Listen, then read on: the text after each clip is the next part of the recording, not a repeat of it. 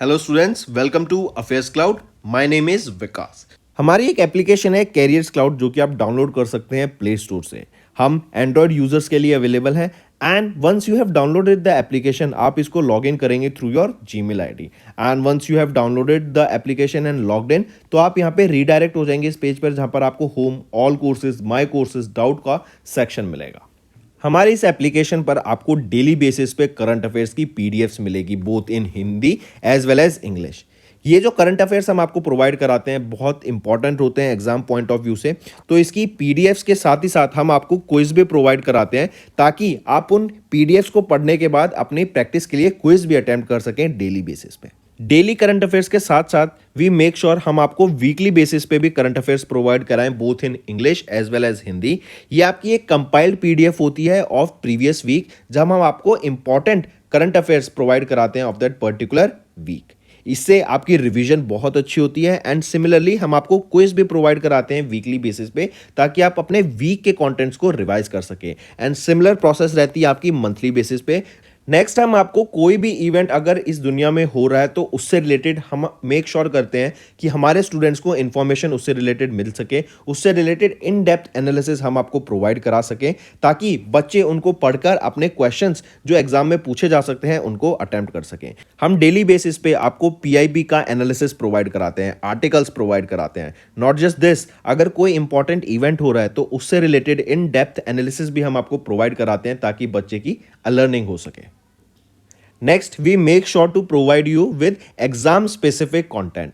Previous years के questions provide कराते हैं ताकि बच्चे एनालिसिस कर सकें अबाउट द एग्जाम पैटर्न, किस तरीके का सिलेबस आता है, किस तरीके के क्वेश्चंस पूछे जाते हैं एंड इवन एग्जाम होने के बाद we make sure to provide you with the correct analysis of that particular exam. इसी के साथ साथ हम स्टेट करंट अफेयर्स भी प्रोवाइड कराते हैं ऑफ डिफरेंट स्टेट्स ताकि बच्चे किसी पर्टिकुलर स्टेट एग्जाम की प्रिपेयर कर रहे हैं तो उनको भी यहां पर बेनिफिट देखने को मिल सके। इसी के साथ साथ हम टॉपिक वाइज करंट अफेयर्स भी आपको मंथली बेसिस पे प्रोवाइड कराते हैं। ये टॉपिक्स काफी इंपॉर्टेंट होते हैं एंड इनसे एग्जाम में क्वेश्चन पूछा जाता है। ये टॉपिक्स जैसे national affairs, government schemes, international affairs, visits, banking and finance, economy से रिलेटेड, स्पोर्ट्स, डिफेंस, कोई नई एप्लीकेशन अगर आई है, कोई नई टेक्नोलॉजी मार्केट में आई है तो वी मेक श्योर कि हम वो कवर करें ताकि आपकी लर्निंग अच्छे से हो सके। So friends, do check our application, it will be a one stop solution for learning. इसी के साथ साथ फ्रेंड्स अभी कैरियर्स क्लाउड हायर कर रहा है। We have openings for subject matter experts for quant, reasoning and English. इसी के साथ साथ वी आर ऑल्सो लुकिंग कि content creator for current affairs जो कि हमें डेली बेसिस पे, मंथली बेसिस पे, वीकली बेसिस पे कंटेंट प्रोवाइड करा सके एंड हमें एक हिंदी ट्रांसलेटर भी चाहिए जो कि इंग्लिश कंटेंट को हिंदी में ट्रांसलेट कर सके। अगर आपको अप्लाई करना है तो आप इस क्यूआर कोड को स्कैन कर सकते हैं for more information as well as आप हमारे डिस्क्रिप्शन में जो लिंक दिया है उस पर भी जाकर फर्दर इन्फॉर्मेशन ले सकते हैं। तो दोस्तों इसी के अलावा एक और चीज़ याद रखेंगे, हम आपको डेली बेसिस पे फ्री वोकेबलरी प्रोवाइड करते हैं हमारे affairs cloud Hindu vocabs Telegram channel में, जिसका लिंक आप हमारे डिस्क्रिप्शन से ले सकते हैं, राइट। एंड यहां पर हम डेली आपको 4 वर्ड्स प्रोवाइड कराते हैं जो कि मोस्ट इंपॉर्टेंट वर्ड्स होते हैं।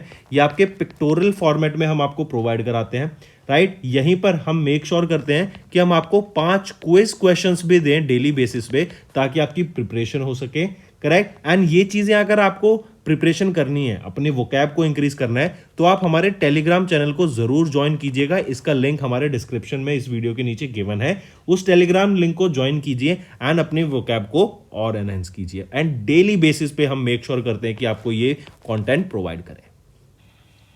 ऑल्सो बच्चों, आप सब मेरा कोड विकास 10 यूज कर सकते हैं। ये आपको 10% एक्स्ट्रा डिस्काउंट देगा on all the courses that you will be purchasing हमारी एप्लीकेशन पे। हेलो एवरीवन, तो आज की वीडियो में 11 अप्रैल के हम इंपॉर्टेंट करंट अफेयर्स डिस्कस करेंगे। सेशन काफ़ी हेल्पफुल रहेगा तो एंड तक बने रहिएगा। चलिए स्टार्ट करें। पहला क्वेश्चन है ईयू, यूरोपियन यूनियन एंड किस कंट्री ने अभी पार्टनर किया to promote startup collaboration on recycling of electric vehicle batteries under TTC. तो इंडिया एंड यूरोपियन यूनियन के बीच में भी पार्टनरशिप हुई ताकि जो स्टार्टअप्स हैं, जो नई कंपनीज आ रही हैं, उनको प्रमोट किया जा सके in the collaboration of recycling of electric vehicle की जो बैटरीज हैं, हम जानते हैं इलेक्ट्रिक व्हीकल की जो बैटरीज हैं बेसिकली लिथियम आयन बेस्ड होती हैं, तो इनको रिसाइकल करने के लिए जो नए स्टार्टअप्स आएंगे, करेक्ट, वो सस्टेनेबल होने चाहिए, वो पॉल्यूशन क्रिएट ना करें और जो ये वेस्ट है उसको रिसाइकल कर सकें। ये मेन एम यहाँ पे रहेगा इंडिया और ईयू का। तो यहीं पे अगर हम देखें तो आप देख सकते हैं ईयू के एंड इंडिया के बीच में ये एक एक्सप्रेशन ऑफ इंटरेस्ट साइन हुआ, ताकि जो स्टार्टअप्स हैं, जो नए छोटे बिजनेसेस होंगे इलेक्ट्रिक व्हीकल बैटरी रिसाइकलिंग के लिए, करेक्ट, उनको यहाँ पे प्रमोट किया जाएगा under India EU trade and technology council, right. Basically यहाँ पर क्या है, जो छोटे बिजनेसमैन हैं, राइट, इंडिया और यूके के बीच में, इंडिया एंड यूरोपियन यूनियन के बीच में, उनको प्रमोट किया जाए, clean and green technology sector को ग्रो किया जाए एंड उसी के अंडर इनको लाया जाए। फिर इसी के बीच अगर हम बात करें joint EU India match making event, याद रखेंगे ये बेसिकली एक इवेंट था ताकि जो कॉपरेशन है एंड पार्टनरशिप है बिटवीन दीज टू कंट्रीज उसको बढ़ावा दिया जा सके। जून 2025 में होगा ये इवेंट, करेक्ट, एंड इसको फंड किया जाएगा बाय ईयू एंड सपोर्ट किया जाएगा by the office of the principal scientific adviser to the government of India.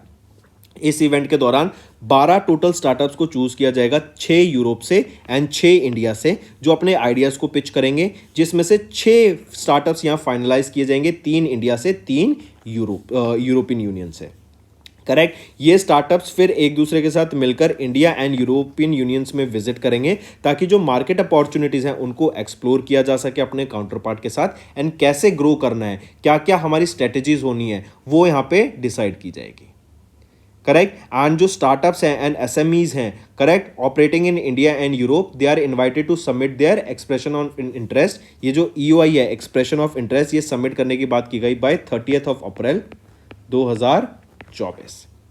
फिर इसी के साथ साथ अगर हम देखें, ये जो इनिशिएटिव है काफ़ी इंपॉर्टेंट रोल प्ले करने वाला है सर्कुलर इकोनॉमी को प्रमोट करने के लिए, कार्बन न्यूट्रलिटी के जो गोल्स हैं इंडिया के एंड यूरोपियन यूनियन के, उनको अचीव करने के लिए। इवन अगर हम यहाँ पे बात करें India EU TTC, India EU TTC क्या है, ट्रेड एंड टेक्नोलॉजी काउंसिल, ये अनाउंस की गई थी by prime minister Narendra Modi and Ursula von der Leyen, जो कि प्रेसिडेंट है यूरोपियन कमीशन की, during a meeting in April 2022 New Delhi में। एंड इसके दौरान एक कोलैबोरेशन किया गया ताकि जो हमारा ट्रेड है वो बेटर हो सके, करेक्ट, सिक्योरिटी चैलेंजेस को हम फेस कर सके एंड एक दूसरे के साथ मिलके जो ट्रस्टेड इवेंट्स हैं हम उनको कैरी आउट कर सके। फिर यहीं पे टीटीसी जो ये है, it consist of 3 working groups. पहला है on strategic technologies, digital governance and digital connectivity, दूसरा है on green and clean energy technology, तीसरा है on trade, investment and resilient value chains. इसके अलावा नेक्स्ट क्वेश्चन पे आते हैं, QCI, quality council of India, इन्होंने पार्टनर किया किस मिनिस्ट्री के साथ to improve the CGHS health care experience. CGHS क्या होता है, बेसिकली जो सेंट्रल गवर्नमेंट एम्प्लॉयज होते हैं ना, उनको अगर कभी भी कोई हेल्थ इशू आता है तो उनके लिए ये एक स्कीम होती है कि आप किसी भी हॉस्पिटल में जाइए जहाँ पे सीजीएचएस का पैनल है एंड उसके अंदर आप अपना ट्रीटमेंट करा सकते हैं फ्री ऑफ कॉस्ट, आपको पैसा नहीं देना, करेक्ट। तो QCI, quality council of India ने अभी ministry of health and family welfare के साथ पार्टनर किया, करेक्ट। एंड क्यों पार्टनर किया ministry of health and family welfare के साथ, ताकि जो भी सीजीएचएस के अंडर हेल्थ एक्सपीरियंस प्रोवाइड कराया जाता है कस्टमर्स को, बेसिकली इन एम्प्लॉयज को, उसको हम एनहेंस कर सकें, correct. Better experience, better health care facilities provide कराई जा सकें, करेक्ट। एंड जो जैसे हम स्टोरेज फैसिलिटीज़ होती हैं, आपकी मेडिसिन जहाँ पे स्टोर की जाती हैं, आपके टेस्ट के लिए आपके सैंपल्स जहाँ स्टोर किए जाते हैं, उनको और बेटर करने के लिए यहाँ पे ये पार्टनरशिप की गई।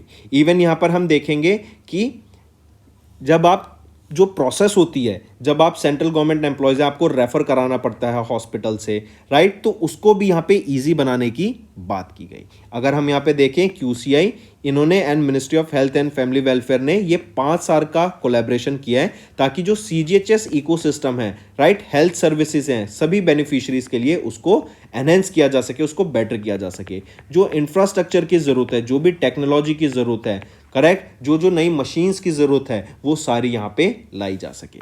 क्यूसीआई की अगर हम बात करें तो जैक्सी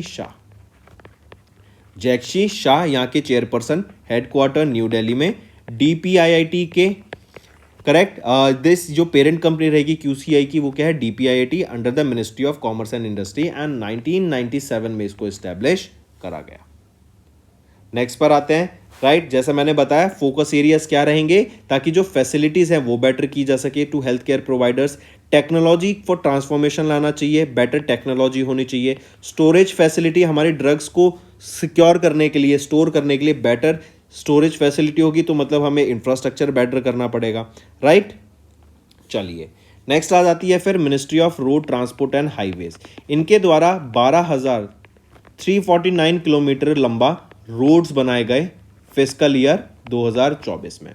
करेक्ट, एंड ये सेकेंड लॉन्गेस्ट रोड्स बनाए गए हैं, मतलब सेकेंड टाइम हाईएस्ट बनाए गए हैं। इससे पहले फिस्कल ईयर 21 में सबसे ज़्यादा रोड बनाए गए थे, 13,327 किलोमीटर लंबे रोड बनाए गए थे फिस्कल ईयर 2021 में। रीजन बीइंग तब कोविड-19 था, सब बंद था, तो बहुत ज़्यादा हैवी पेस पे हमें कंस्ट्रक्शन देखने को मिली थी रोड्स की ऑफ नेशनल हाईवेज। तो coming back, ministry of road transport and highways ने सेकेंड हाईएस्ट सो फार इन फिस्कल ईयर 24 12,349 किलोमीटर के हमने नेशनल हाईवेज की कंस्ट्रक्शन देखने को मिली। काफ़ी इंपॉर्टेंट, मार्क करके चलेंगे। यहीं पर मिनिस्ट्री ने यह भी रिवील किया कि इन्होंने 8,851 नेशनल हाईवे प्रोजेक्ट्स यहाँ पे अवार्ड किए इन फिस्कल ईयर 24। ठीक है, मार्क करके चलेंगे। फिर नेक्स्ट एक और चीज याद रखेंगे, अभी एक पायलट प्रोग्राम लॉन्च किया गया है for cashless treatment of road accident victims. Basically pilot programme है, तो ये ट्रायल बेसिस पे लॉन्च किया गया है। कहाँ पे लॉन्च किया गया है ट्रायल बेसिस पे? तो ये ट्रायल बेसिस पे लॉन्च किया गया है चंडीगढ़ में।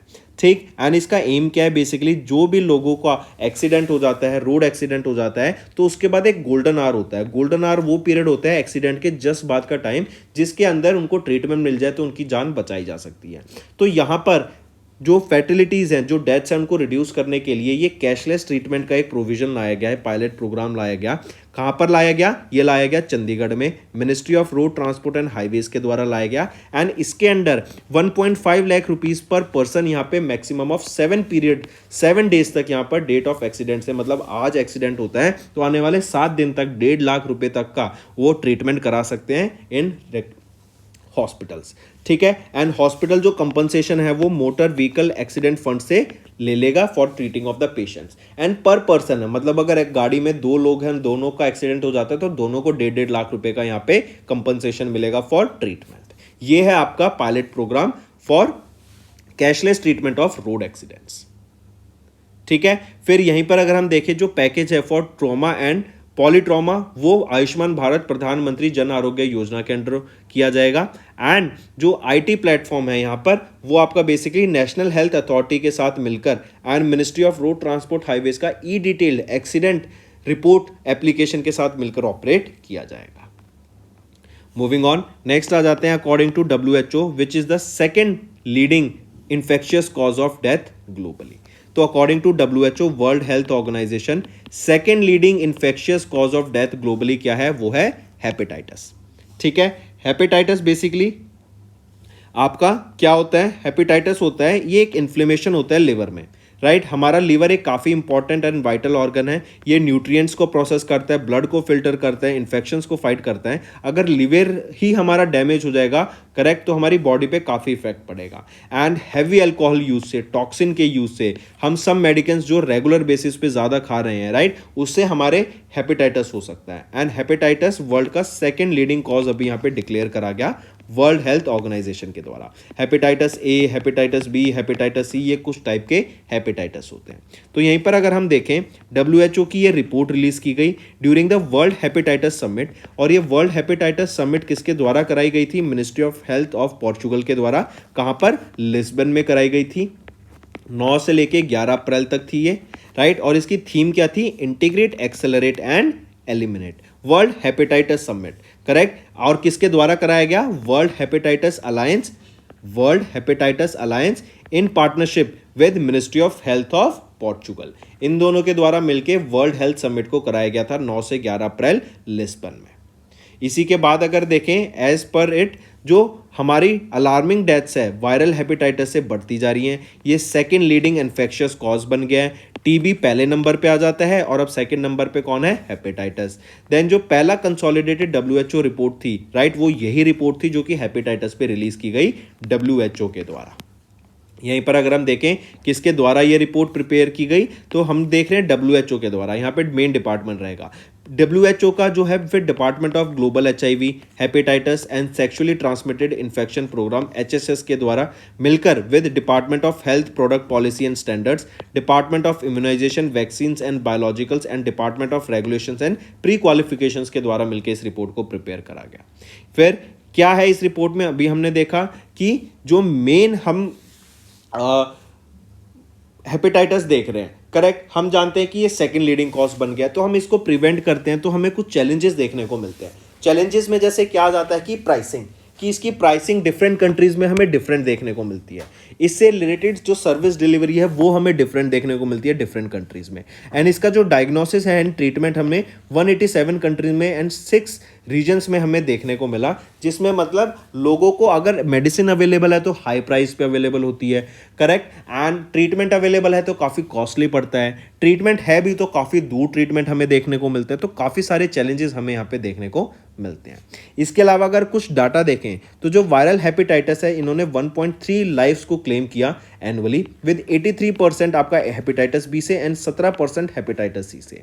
डेली कम से कम 3500 लोग डाई कर रहे हैं because of hepatitis B and C infections. वहीं पर अगर हम देखें, ये रिपोर्ट बताती है 2022 में 254 मिलियन पीपल इनको हेपेटाइटिस बी था एंड 50 मिलियन लोगों को हेपेटाइटिस सी था।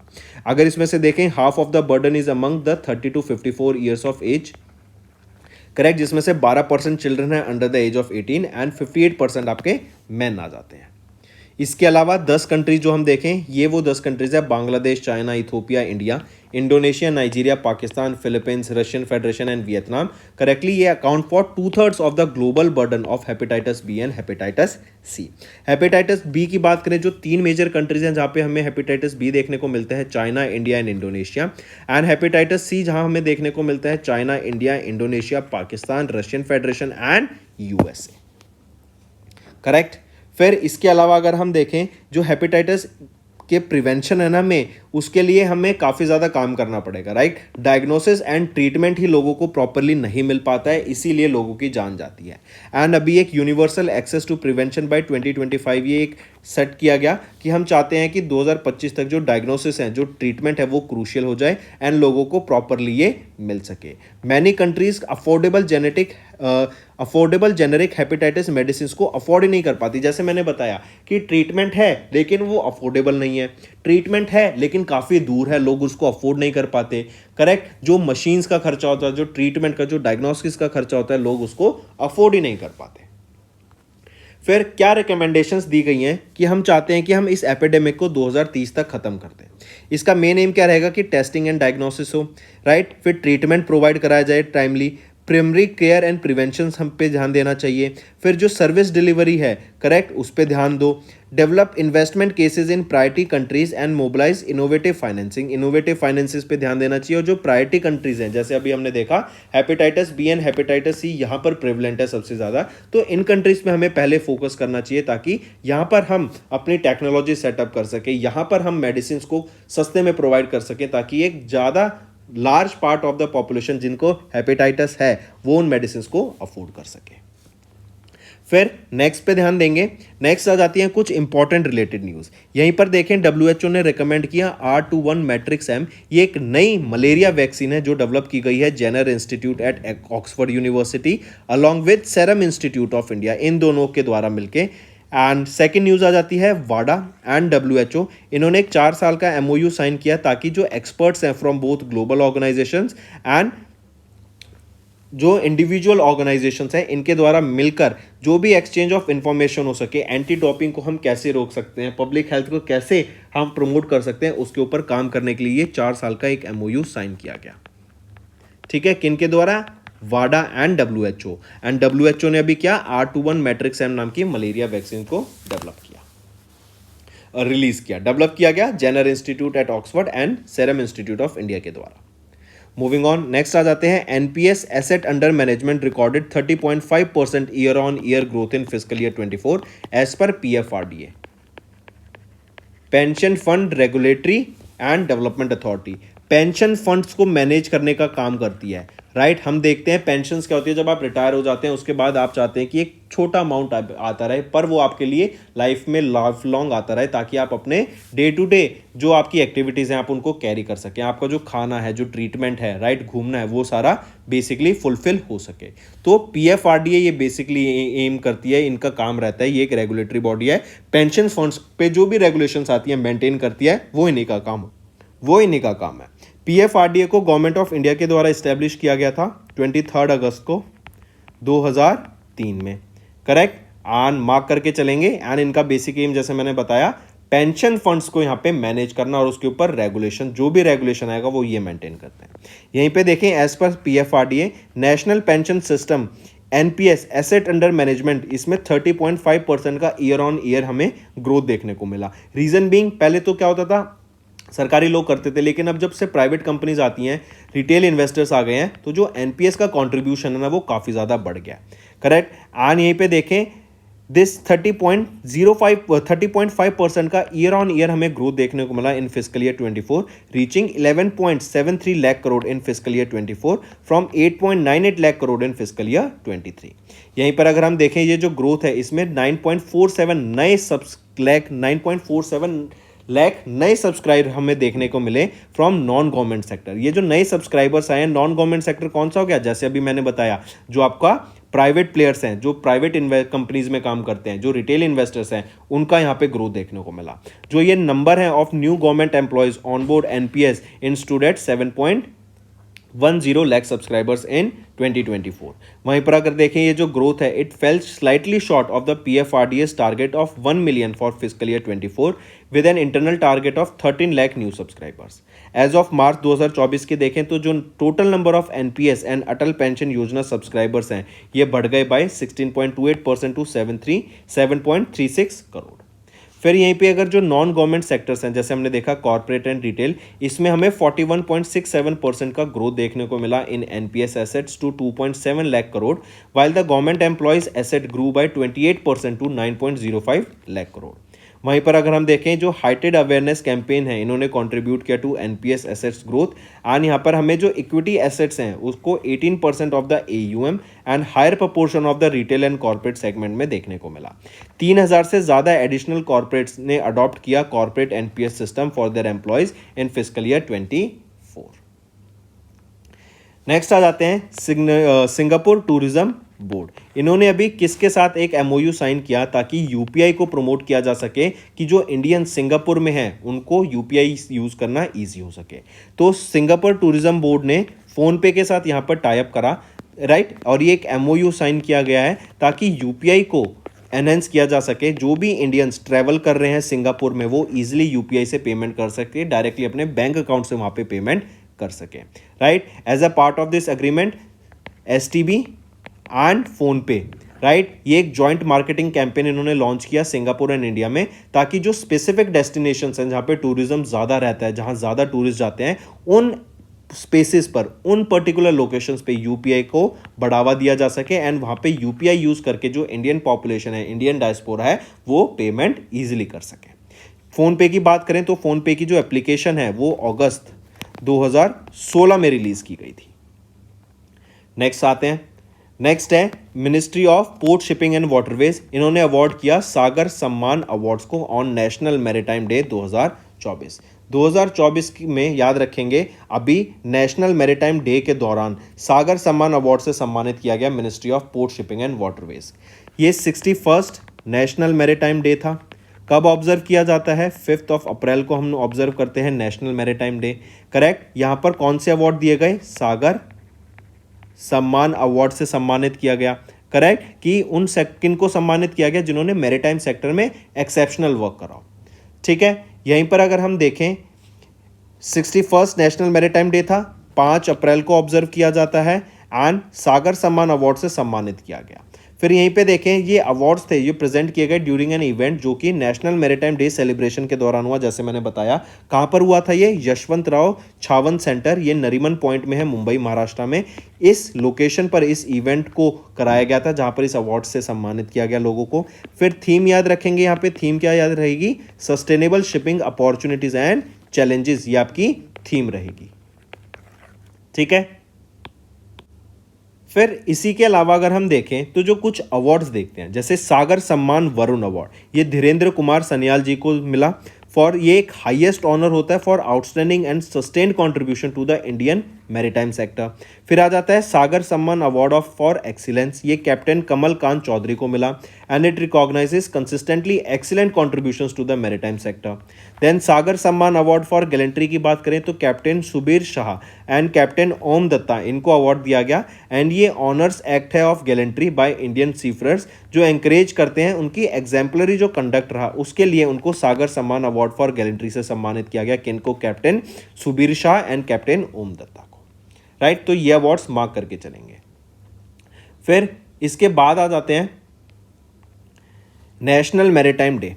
राइट, ये क्यों ऑब्जर्व किया जाता है? नेशनल मैरीटाइम डे 5 अप्रैल को ऑब्जर्व किया जाता है for the modern voyage. Right, जो पहला वॉयज था Indian owned vessel SS loyalty का मुंबई से लंदन इन 1919, इसीलिए ये 5 अप्रैल 1919 को एसएस लॉयल्टी मुंबई से लंदन गया था। इसका मेडन वॉयज था फर्स्ट इंडियन ओन्ड वेसल का एसएस लॉयल्टी का, इसलिए हम 5 अप्रैल को नेशनल मैरीटाइम डे ऑब्जर्व करते हैं।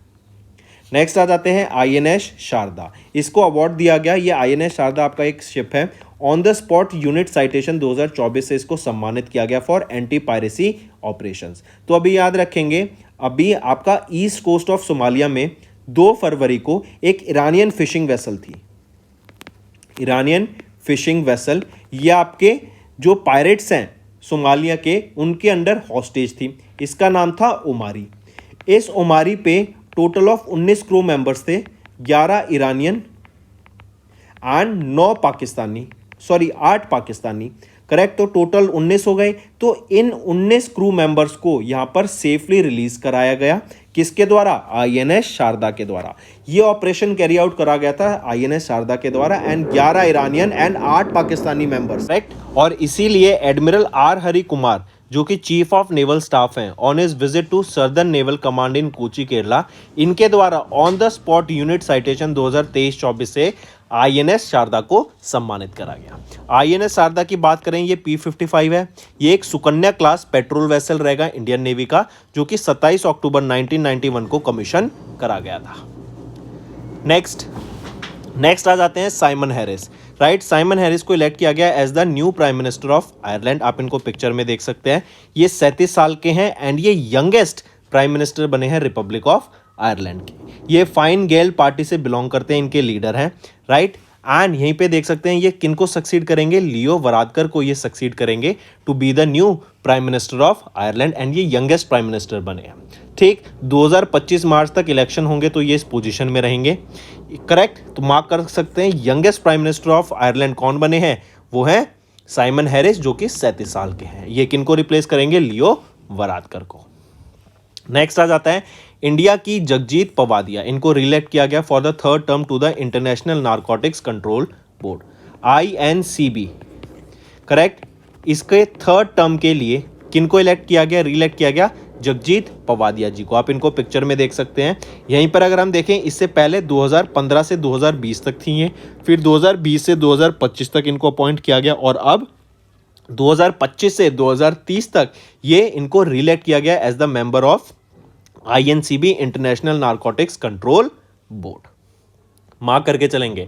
अगर INCB की मैं बात करूं, ये एक इंडिपेंडेंट मॉनिटरिंग बॉडी है जो कि for the implementation of the UN's international drug control convention, कि मतलब जो भी ड्रग्स होते हैं, राइट, हम उनको कंपनीज कितना आपका मैक्स, जब आपकी मेडिसिन बनती है तो कितनी आपका सप्लाई होना चाहिए ड्रग का, क्या साइंटिफिक यूज़ होना चाहिए उसका, कितने मात्रा में कौन सा ड्रग डलना चाहिए, राइट। अगर हमें ग्लोबली देखें तो मान लो कोविड-19 के टाइम पे दवाइयों की कमी हो गई थी, तो हर कंट्री में इक्वली दवाइयाँ बंटनी चाहिए। कहीं पर कमी हो रही है तो वहाँ पे दवाइयाँ पहुँचाना, करेक्ट। जो केमिकल्स आते हैं, जो इलिसिट ट्रैफिक होती है, उसको रोकना, राइट। प्रॉपर मेडिसिन का, प्रॉपर ड्रग्स का यूज़ करना, ये सारा काम आपका इंटरनेशनल नारकोटिक्स कंट्रोल बोर्ड का होता है और उनकी मेंबर यहाँ पे रिलेक्ट की गई जगजीत पवाडिया जी।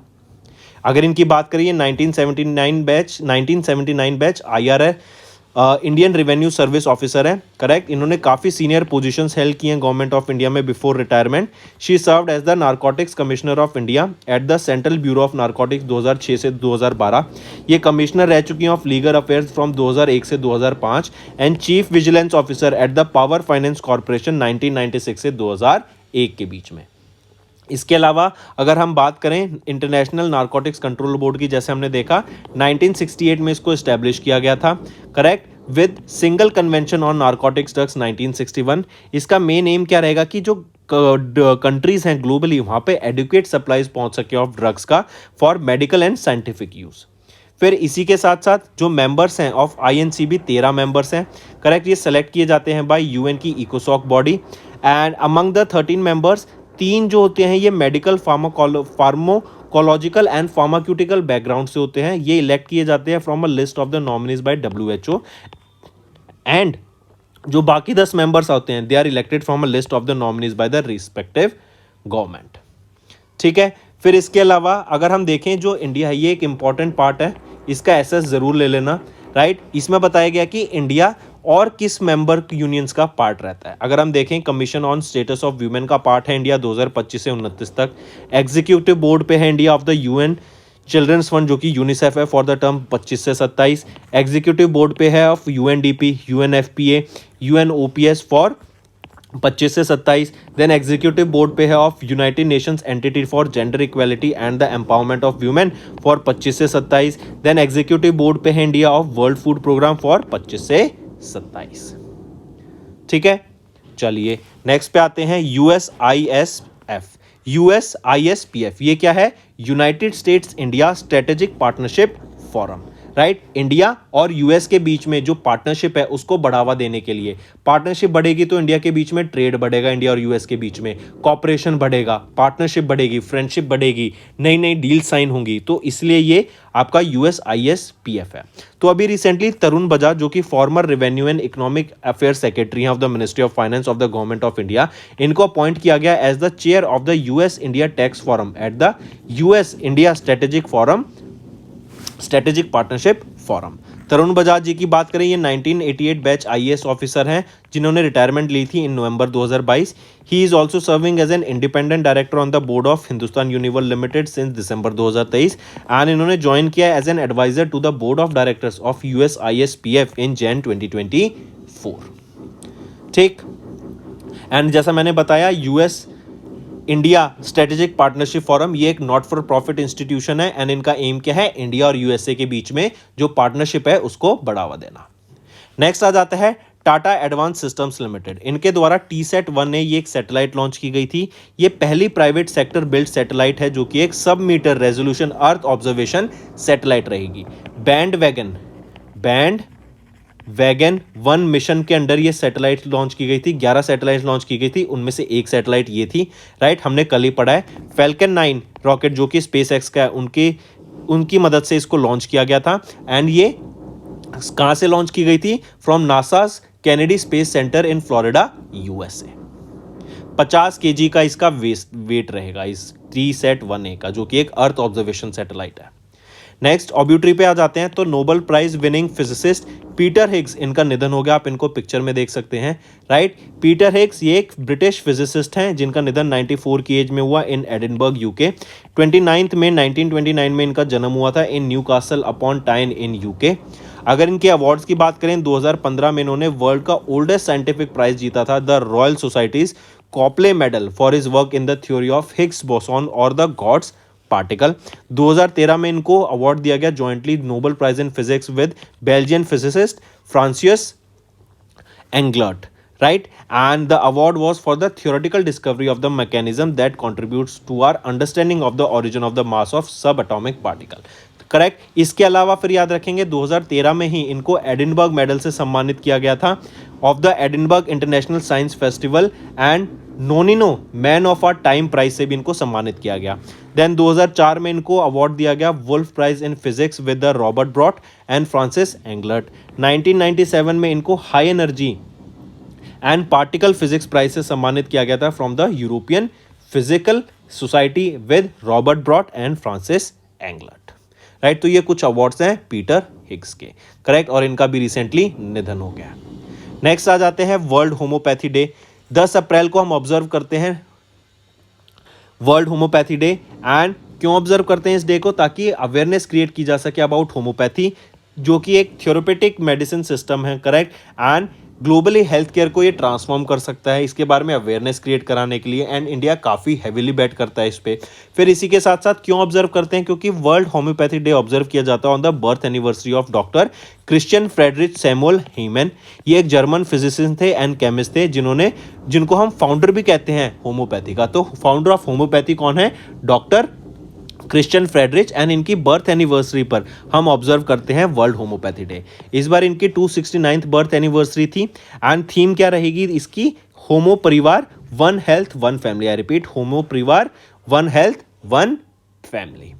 फिर इसी के साथ साथ अगर हम देखें डॉक्टर क्रिश्चियन फ्रेडरिच की बात करें तो 10 अप्रैल 1755 में इनका जन्म हुआ था इन जर्मनी। एंड ये एक अक्लेम्ड साइंटिस्ट हैं and great scholar and linguist हैं, correct. And in 1990 he translated William Cullen's a treatise on the materia medica from English to German.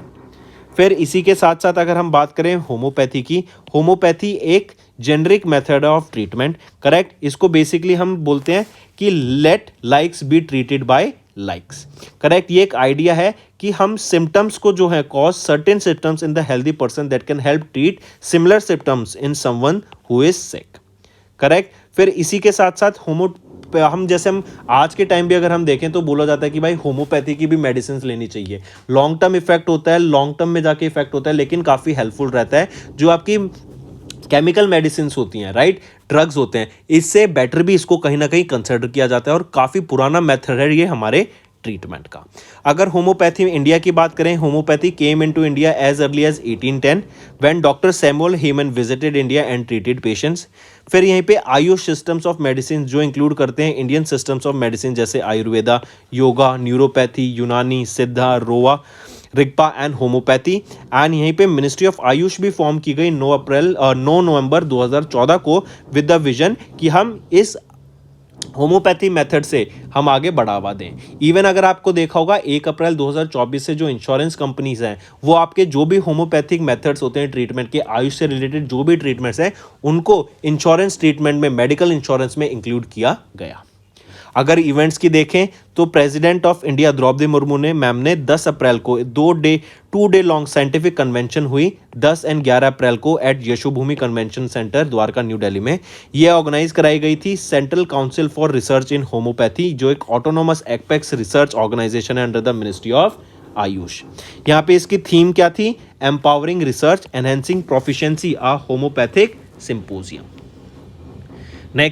Next आ जाते हैं 59 सीआरपीएफ डे, या फिर जिसको हम central reserve police force valour day के नाम से जानते हैं या फिर शौर्य दिवस के नाम से भी जानते हैं।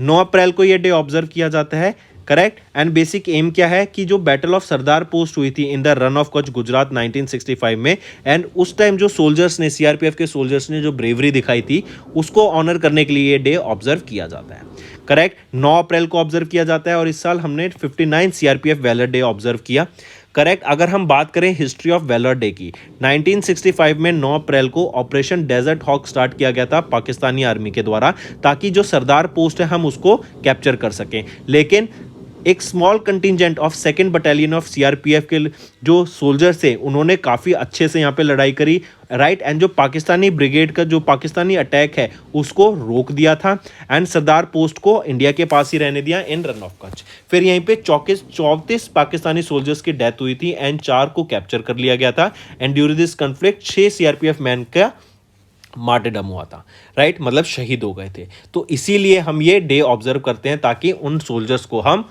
ऑनर कर सकें। अपार्ट फ्रॉम दिस, सीआरपीएफ की बात करें, ये one of the oldest central paramilitary forces है, established on 27 July 1939 as a crown representative police. After independence this force was renamed the Central reserve police Force through an act of parliament on 28 December 1949। तो दोस्तों ये थे हमारे आज के important current affairs. अब चलते हैं काफ़ी फेमस वन लाइनर्स पर। यूरोपियन यूनियन एंड इंडिया ने पार्टनर किया to promote startup collaboration on recycling of electric vehicle batteries under TTC. QCI and ministry of health and family welfare ने partner किया to improve CGHS health care experience. Ministry of road transport and highways ने construct किया 12,349 kilometre of national highways in fiscal year 24, the second highest so far. WHO global hepatitis report I and hepatitis is the second leading infectious cause of death globally. NPS assets under management recorded 30.5% year-on-year growth in FY24 as per PFRDA data. STB and PhonePe इन्होंने एक MOU sign किया to promote UPI for Indians in Singapore. Ministry of port shipping and waterways को award किया गया। Ministry of port shipping and waterways ने award दिया Sagar Samman awards on the national maritime day 5 April को। INS Sharda को award किया गया on the spot unit citation 23-24 के लिए for anti piracy operations. Then Simon Harris को इलेक्ट किया गया as the new prime minister of Ireland. India की जगजीत पवादिया को रीइलेक्ट किया गया for a third term to the international narcotics control board. USISPF appointed former revenue secretary Tarun Bajaj as the chair of US India tax forum. TASL ने launch किया TSAT-1A, India का पहला private sector build sub metre resolution earth observation satellite. Nobel prize winning physicist Peter Higgs का निधन हो गया। World Homeopathy Day 10 April and 59 CRPF Valour Day 9 April को observe किया जाता है। तो सेशन पसंद आए तो वीडियो को लाइक करना फ्रेंड्स एंड कमेंट करके ज़रूर बताना आपके क्या व्यूज़ रहेंगे। अब चलते हैं कुछ रिवीजन पार्ट पर। नेक्स्ट, जगदीप धनखड़ जो कि वाइस प्रेसिडेंट है इंडिया के, इनके द्वारा रिलीज की गई है book titled transforming Haryana 9 incredible years of Haryana government. इस बुक को अभी रिसेंटली एडिट किया गया है किसके द्वारा? तो ये जो बुक है इसको एडिट किसके द्वारा किया गया है? कुलदीप चंद अग्निहोत्री के द्वारा। राइट, बुक का नाम transforming Haryana 9 incredible years of Haryana government. ठीक है, मार्क करेंगे। एंड कुलदीप चंद अग्निहोत्री ये फॉर्मर चांसलर हैं central university of Himachal Pradesh के, जो कि धर्मशाला हिमाचल प्रदेश में। Next, name the personality who has recently released a coffee table book titled Shri Jagannatha Lord of the universe. तो बताइए ज़रा, नेम द पर्सनैलिटी जिनके द्वारा रिलीज की गई है कॉफी टेबल बुक, कौन रहेंगे? वो है नवीन पटनायक जो कि चीफ मिनिस्टर हैं उड़ीसा के, इनके द्वारा इस बुक को रिलीज किया गया। एंड इस बुक को द हिंदू ग्रुप के द्वारा पब्लिश किया गया है। करेक्ट, एंड एडिट किया गया रघुवीर श्रीनिवासन जो कि एडिटर हैं ऑफ हिंदू बिजनेस लाइन के। Next, name the personality who has recently inaugurated India year book 2024 and career calling at the world book fair 2024 held in New Delhi. तो नेम द पर्सनैलिटी जिन्होंने inaugurate किया है इस बुक को, जो कि है India year book 2024 and career calling at the world book fair in New Delhi. कौन रहेंगे? वो है संजय जाजू जो कि सेक्रेटरी हैं of the ministry of information and broadcasting के। राइट, इनके द्वारा वर्ल्ड बुक फेयर के दौरान इस बुक को रिलीज़ किया गया। वर्ल्ड बुक फेयर का ये 51st एडिशन था। National book trust of India के द्वारा इसको ऑर्गेनाइज कराया जाता है एंड लोकेशन क्या रहेगी? प्रगति मैदान न्यू दिल्ली में इसको कंडक्ट कराया गया। Next, who authored the book Neeraj Chopra the man who made history. तो किसके द्वारा इस बुक को ऑथर किया गया? कौन रहेंगे? वो है नॉरिस प्रीतम। राइट, ये वो ऑथर हैं जिनके द्वारा Neeraj Chopra the man who made history इस बुक को ऑथर किया गया। पब्लिश किसके द्वारा की जाएगी इस बुक को? ब्लूम्सबरी पब्लिशिंग प्राइवेट लिमिटेड के द्वारा इसको पब्लिश किया जाएगा। Next, the English edition of Phool Bahadur जो कि फर्स्ट एवर नॉवल है to be translated from Magahi language to English was launched in Feb 2024। किनके द्वारा ट्रांसलेट की गई ये बुक इनटू इंग्लिश? तो ये जो फूल बहादुर बुक मगाही लैंग्वेज में थी और इस मगाही लैंग्वेज से इंग्लिश लैंग्वेज में ट्रांसलेट किसके द्वारा की गई? अभय के द्वारा। अभय के ये कौन है? ये एक Indian poet, diplomat, editor and translator हैं and Penguin Random House India के द्वारा इस बुक को पब्लिश किया जाएगा। नेक्स्ट, किस स्टेट गवर्नर ने अभी रिसेंटली लॉन्च किया his 212th book title basic structure and Republic? तो कौन है वो, कौन से स्टेट गवर्नर है जिन्होंने 212वीं बुक अपनी अभी लॉन्च की? वो है PS श्रीधरन पिल्लाई। ये गवर्नर हैं गोवा के, इनके 212वीं ये बुक रहेगी एंड इसकी पहली कॉपी इस बुक की रिसीव की गई बाय सुभाष शिरोडकर जो कि गोवा के मिनिस्टर हैं for water resources and department. ठीक है, एंड ये जो बुक है it is based on the golden jubilee speeches, specially जो केशव नंदा भारती वर्सेस सन्यासी केस था, जो कि लॉन्गेस्ट एवर हियरिंग थी ऑफ सुप्रीम कोर्ट की 66 डेज की, उसके ऊपर ये बुक बेस्ड रहेगी. Next, name the personality who has recently honoured with the public relation society of India national awards 2023. तो कौन है वो पर्सनैलिटी, नाम बताइए. वो है कौन सी पर्सनैलिटी है, ये आपका होमवर्क रहेगा. सभी बच्चों से मुझे ये पार्टिसिपेशन चाहिए इस क्वेश्चन में, राइट. चलिए नेक्स्ट पे आ जाते हैं. ऑब्यूटरी. पहला, in Jan dash the former union minister of state, जिनके पास इंडिपेंडेंट चार्ज था ऑफ सिविल एविएशन, इनका रिसेंटली निधन हो गया. तो हरमोहन धवन ये former union minister of state of civil aviation recently passed away at the age of 83. कहाँ पर, मोहाली, पंजाब में. Correct. And he was elected as MP from Chandigarh constituency in 1989. Next, in Jan 2024 dash who one a Pulitzer prize in 1969 for the novel house made of dawn passed away. तो ये जो novel है house made of don, किनके द्वारा author की गई थी, नवारे Scott मोमाडे के द्वारा. इनको पुलित्जर प्राइज से सम्मानित किया गया था 1969 में. इनका रिसेंटली निधन हो गया, अभी रिसेंटली. करेक्ट. एंड इन्हीं को एक और नाम से जाना जाता था, वो है आर्टिस्ट फॉर पीस. एंड इसको ये टाइटल किनके द्वारा दिया गया था, यूनेस्को के द्वारा 2004 में. Next, in Jain Padma Shri awardee doctor dash the developer of India's first oral contraceptive पिल सहेली पास्ट अवे. तो पद्माश्री अवॉर्डी कौन है, जिनको जो डेवलपर थे पहली ओरल कॉन्ट्रासेप्टिव पिल के, जिन सहेली के, जिनका रिसेंटली निधन हो गया, वो है नित्या आनंद.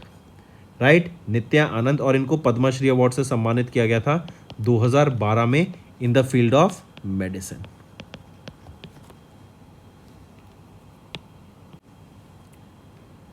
Next, in Feb renowned Odia actor, director and Padmashri awardee Sadhu Meher, इनका निधन हो गया. किस साल में Sadhu Meher received Padmashri award in the field of arts. तो 2017 में इनको, साधु मेहर को in the field of arts से सम्मानित किया गया था with Padmashri award. Correct. Take a note of this.